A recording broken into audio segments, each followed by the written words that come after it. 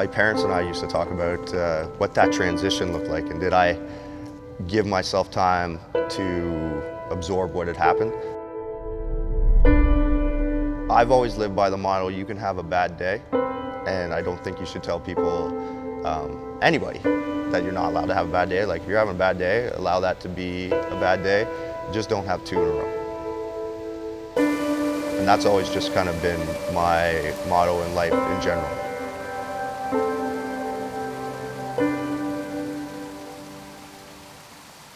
Stoutenburg. We're in Collingwood, Ontario at CrossFit Industry. We're a fitness facility. We teach CrossFit and other types of classes in the fitness realm. We cater to all ages, from little ones all the way up to 80-year-old, 90-year-old people.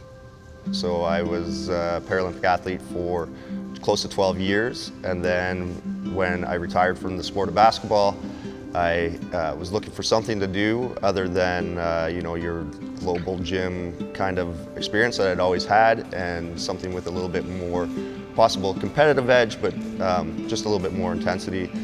Kind of fell in love with it right away.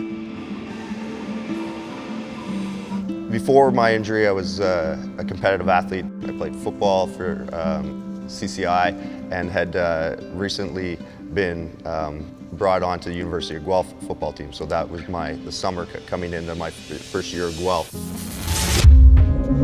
I had an accident where a balcony had rotted away and collapsed out from underneath me.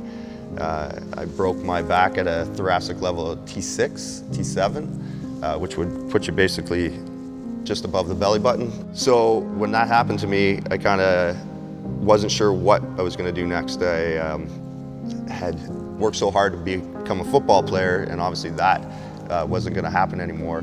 But I stayed at University of Guelph anyways and met some other guys with disabilities that played wheelchair basketball, and they played up in Burlington. So that was my introduction to the sport of wheelchair basketball. I had my tryouts for the Canadian team, made a national team. In my rookie year, I went to Sydney 2000 Paralympics. And from there, we won gold there.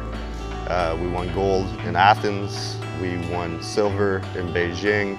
And we won a couple world championships in between them. So the CrossFit Open came around, and obviously it's built for able-bodied people. And Scott Thornton and I started to adapt the movements. The outcry from the adaptive community was like, oh, well, we want to do this. I'm missing a leg. I'd like to do it, but I do my stuff standing up, or I'm blind. And so all of a sudden, WheelWOD, which I'd already given it a name, took form more along the lines of building opportunities for competitive athletes. And the inclusion is where WheelWOD is really where we are, and that's who we are as an organization. You sometimes forget, take almost for granted that you're like, man, we have all this, because I've lived in it as long as I've known. The opportunities that are offered, like to be able to just within minutes be up on a ski hill, the same thing, within minutes be down on the beach. You could be on the trail system, which is part of pretty much one of my favorite pieces of the town, is the fact that you can get almost anywhere. You can just hop on a trail system, and you could be out here at the gym. The trail actually runs right along the back here of the gym. It's hard for me to find silence in the world today. At home, it's daddy, daddy, daddy, let's look at this. And here it's loud music and people dropping weights. And at work, it's always go, go, go. What's the next event? Meeting after meeting. There's not a lot of time for quiet.